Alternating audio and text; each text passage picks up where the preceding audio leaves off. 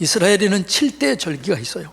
그중에 세 가지 절기는 아주 중요한 절기로 모든 남자들은 1년에 3번씩 주님의 이름을 두시려고 택하신 성전에 와서 절기를 지켜라 라고 이렇게 얘기했습니다. 그게 유월절, 맥추절, 초막절입니다. 오늘은 그 중에서 뭘 얘기하는 거예요? 맥추절. 예. 맥추절은 여러 가지로 얘기합니다. 초실절, 그 다음에 칠칠절, 그 다음에요 오순절, 이렇게 다른 이름으로 얘기하는데, 같은 절기를 다른 이름으로 얘기한 이유는 그런 특별한 의미들이 그렇게 많다는 거예요. 그래서 그 의미들에는 하나하나씩 귀한 의미가 포함되어 있습니다. 그래서 맥추감사주일은 이렇게 추수감사절기를 넘어서 중요한 다른 의미가 있다라는 것입니다. 이스라엘 백성들은요, 이제 보리, 밀을 주작물이에요. 그래서 보리, 밀 추수가 처음부터 마지막까지 약 50일 동안 걸리고 7주간 정도 걸리는 거예요. 그래서 칠칠절, 그리고 오순절, 이렇게 표현하는 거죠.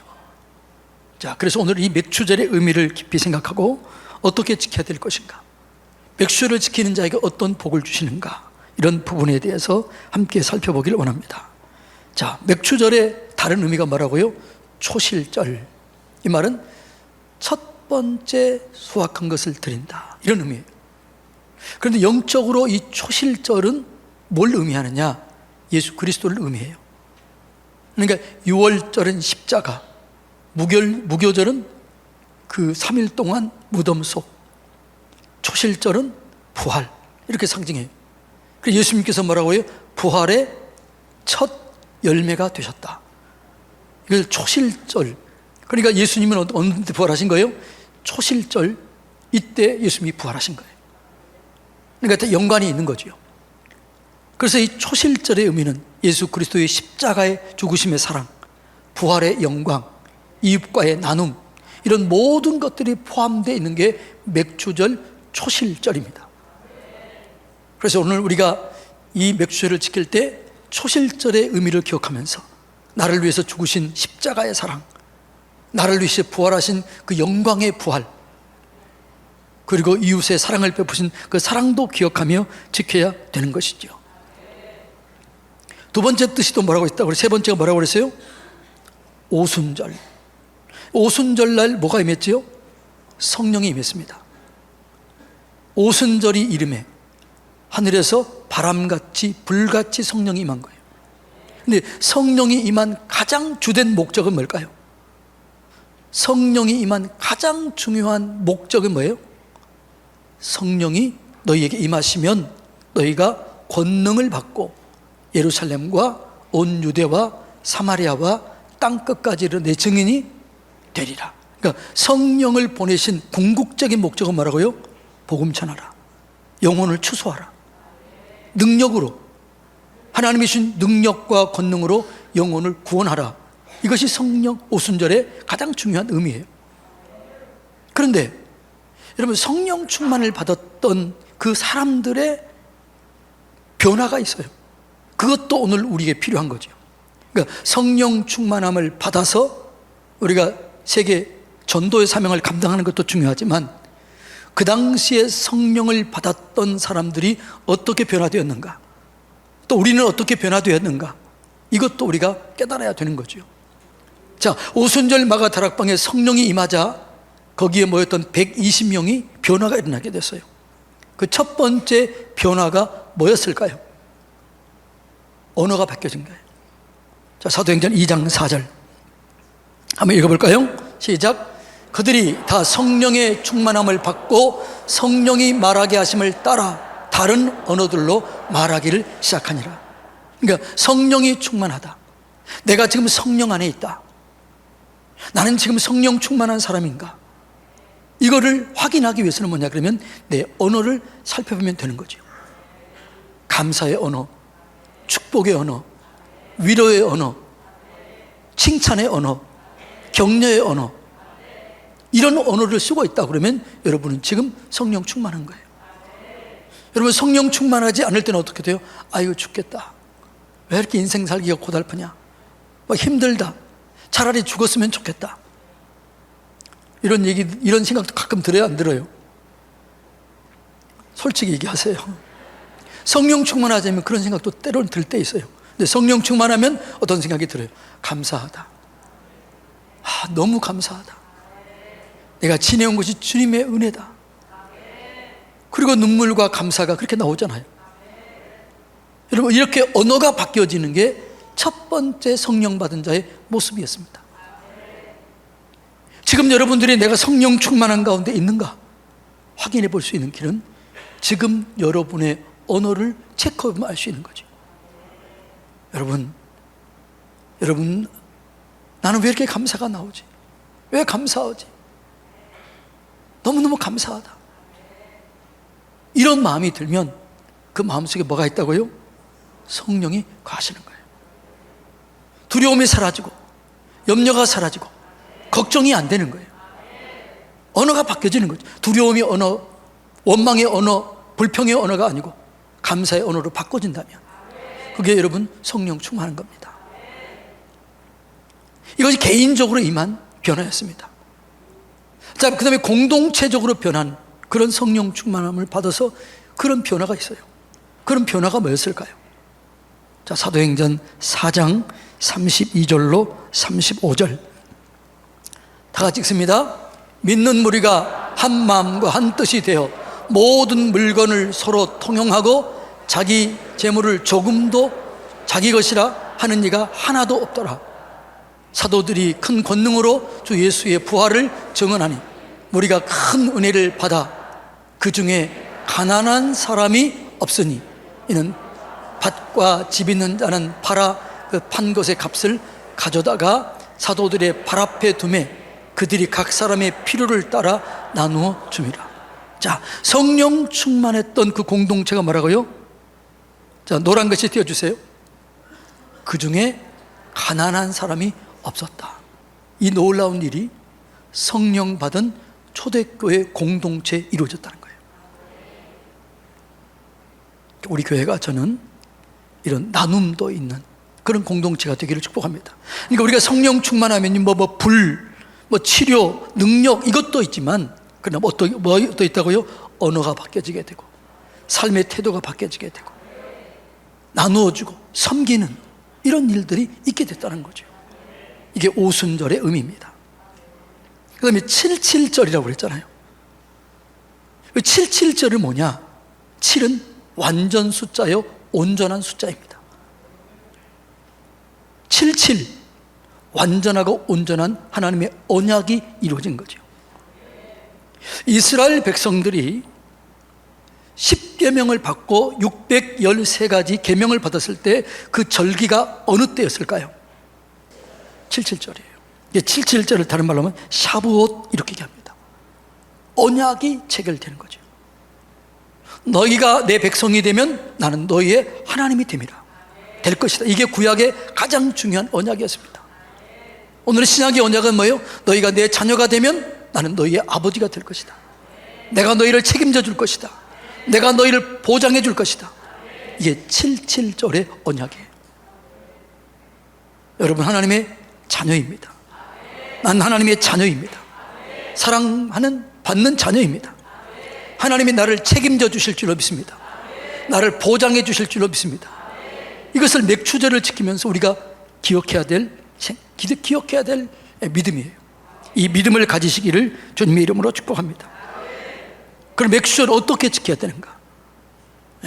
하나님이 맥추절을 어떻게 지키느냐? 그러면 뭐라고요? 풍성한 것, 지금까지 지내온 것이 주님의 은혜예요. 저는 우리 성가대 찬양을 들으면서 막 눈물이 나오더라고요. 내가 지금까지 사는 것 주님의 은혜였다. 그냥 있는 것 아니다. 다 은혜인 거잖아요. 은혜 아니면 우리가 어떻게 살 수 있겠어요? 그 지금까지 지내온 은혜를 생각해라. 2023년 지금까지 지내온 은혜를 기억하라. 그리고 앞으로 받을 은혜를 기억해라. 지금까지 받은 축복을 기억하고 앞으로 줄 축복을 기억하라. 이것이 맥주절의 의미가 있다는 거죠. 자, 신명기 16장 15절 다 같이 읽습니다. 내 하나님 여호와께서 택하신 곳에서 너는 이레 동안 내 하나님 여호와 앞에서 절기를 지키고 내 하나님 여호와께서 내 모든 소출과 내 손으로 행한 모든 일에 복 주실 것이니 너는 온전히 즐거워할지니라. 뭐라고요? 복 주실 것을 기대하면서 지키라. 그러니까 오순절은 이 맥주절은 뭐라고요? 주신 은혜에 감사하고 앞으로 주실 은혜를 기대하면서 드리는 게 맥주절이라는 거지요. 여러분, 하나님은 우리가 행복하기를 원해요. 나누며 살기를 원해요. 축복의 통로가 되기를 원해요. 복의 근원이 되기를 원하는 거죠. 왜 감사 절기를 그렇게 지키라고 할까? 왜 규례를 지키라고 할까? 누구를 위해서 지키라고 그럴까요? 알기는 알아요. 자, 한번 볼까요? 16장 10절 다 같이 읽어볼까요? 내 하나님 여호와 앞에 77절을 지키되 내 하나님 여호와께서 내게 복을 주신 대로 내 힘을 헤아려 예물을 드리라. 예, 7절 지킬 때 뭐라고요? 생각하면서 기대하면서 그리고 하나님 은혜를 기억하면서 지키라, 이렇게 얘기를 하고 있습니다. 자, 그런데 지킬 때 어떻게 지키라고요? 은혜를 헤아려 봐라. 지금까지 주신 은혜를 헤아려 보고 하나님께 나오라, 이런 얘기예요. 헤아리다는 말은 원어적인 의미는 미사라는 의미입니다. 따라서 볼까요? 미사. 이런 의미, 이 의미는 충분하다, 최선을 다하다, 이런 의미예요. 그러니까 맥주절을 지킬 때 어떻게 지키라고요? 충분한 헌신, 최선을 다해서 하나님께 나와서 하나님께 절기를 지키라는 거죠. 하나님을 사랑하면 오늘 헤아려 충분하게 최고의 가치로 하나님의 절기를 지키라, 그렇게 주님이 말씀하셨어요.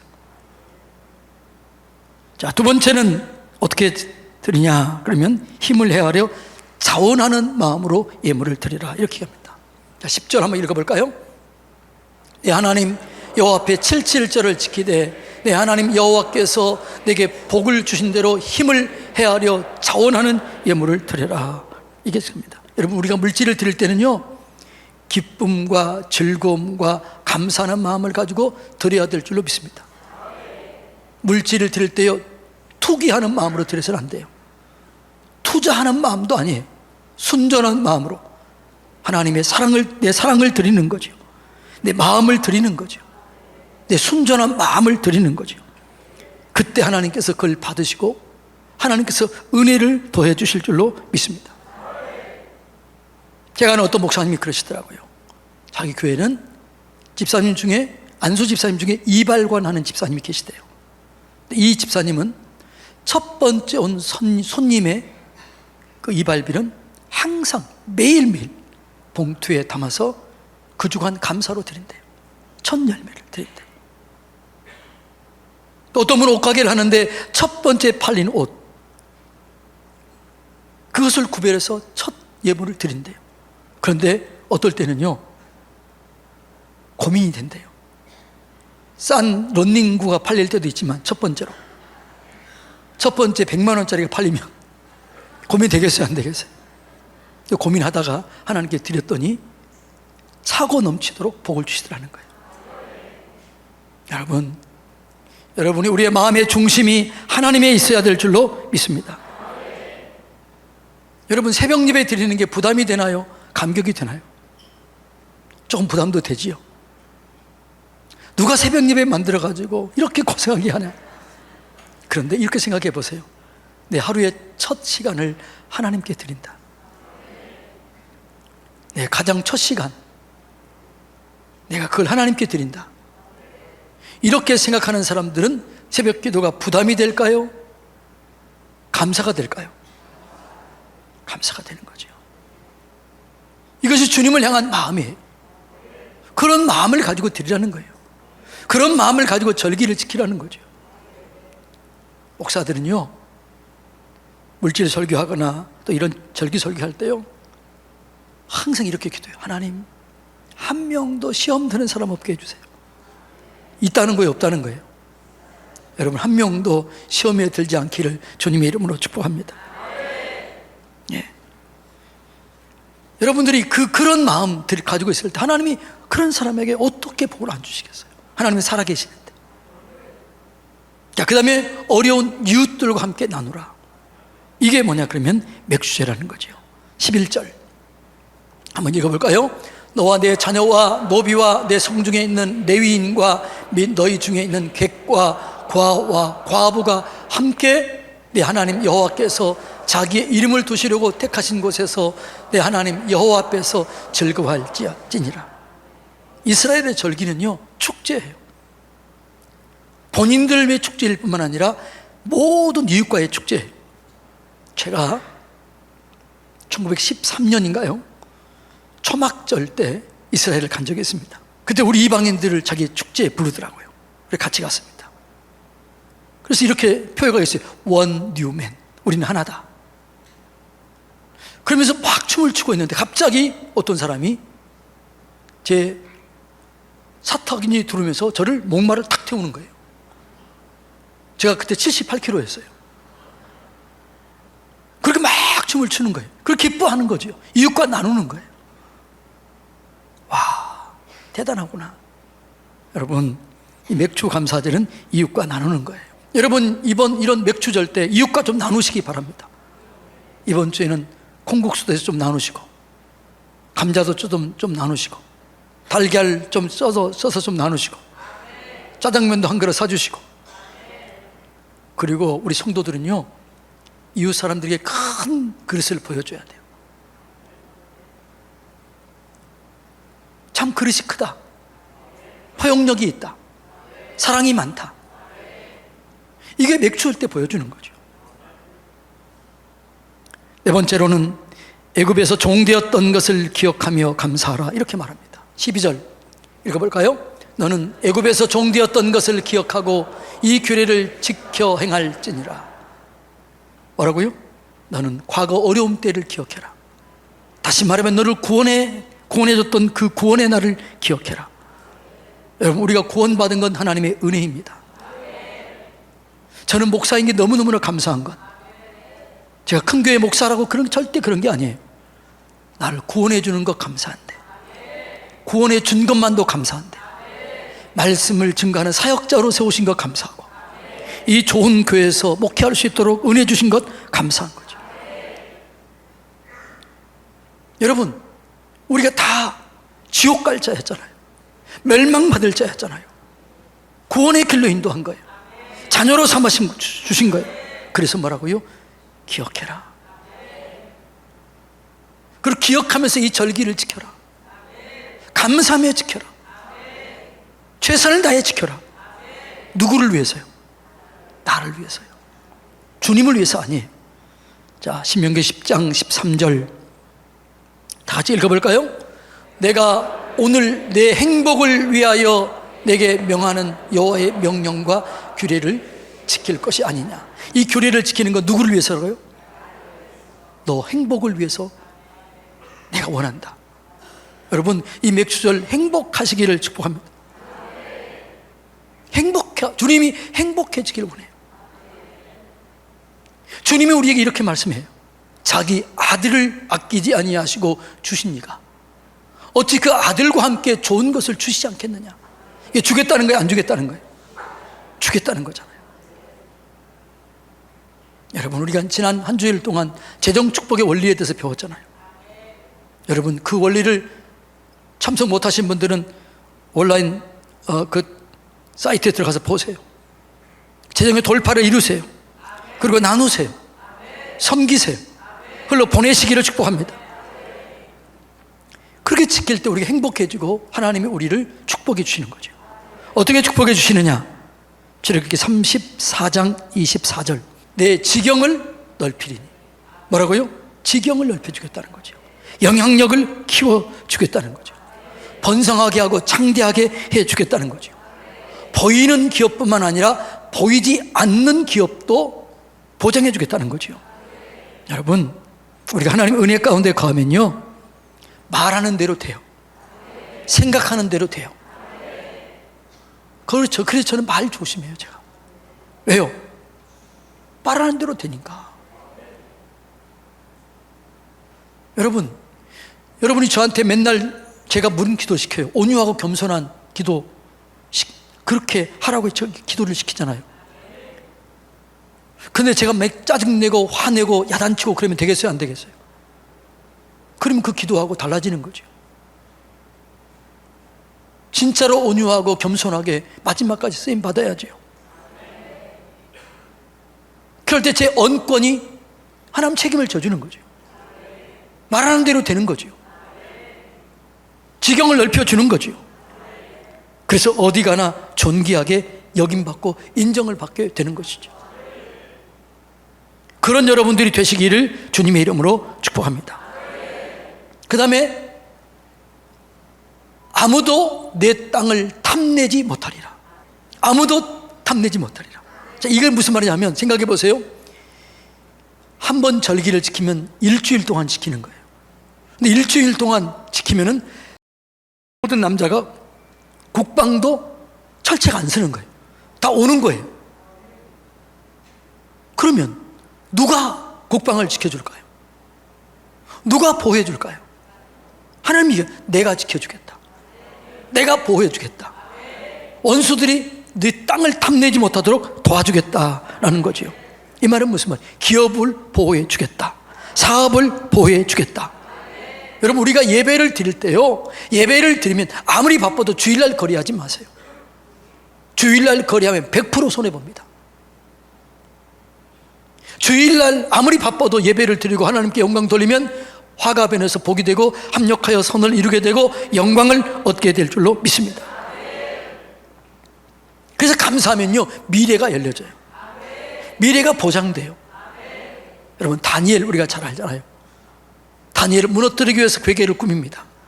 누구든지 왕 외에 다른 신에게 절하면 사자굴 속에 집어넣겠다. 이런 조서를 만들어요. 왕의 도장이 찍혀요. 다니엘에게 전달돼요. 근데 다니엘이 두려워하지 않습니다. 문을 활짝 엽니다. 그리고 어떻게 해요? 기도합니다. 사자굴 속에 들어갑니다. 근데 어떻게 돼요? 살아났습니다. 그리고 이렇게 얘기합니다. 누구든지 다니엘을 헐뜯는 자를 거름덩이처럼 만들어버리겠다. 그리고 다니엘은 바벨론의 총리, 페르시아 총리, 마지막까지 쓰임받게 됩니다. 미래가 열려지게 됩니다. 여러분, 하나님을 의지하고 말씀에 순종하고 감사할 때 이런 기적이 일어나게 되는 것이죠. 누가복음 17장에 보면 10명의 병이자가 나옵니다. 그런데 다 가다가 치료받고 한 명만 돌아옵니다. 예수님이 이렇게 얘기합니다. 그 9명은 어디 갔니? 감사하는 자가 너 한 사람밖에 없냐? 그러면서 얘기해요. 너는 육체만 구원받을 뿐만 아니라 내 영혼도 구원받게 될 것이다. 감사하는 자에게 하나님이 열어주시는 거죠. 감사에는 반드시 축복의 열매가 있습니다. 맥주절은 축복을 준비하는 절기입니다. 사랑하는 성도님 여러분, 오늘도 혹시 미처 준비하지 못했다면 다음 주라도 계속 준비하세요. 은혜 받은 걸 기억하고 또 받을 축복을 기대하면서 기쁨으로, 즐거움으로, 감사함으로 지키시기 바랍니다. 그래서 그 하나님의 영광을 경험하는 저와 우리 모두가 되기를 주님의 이름으로 축복합니다.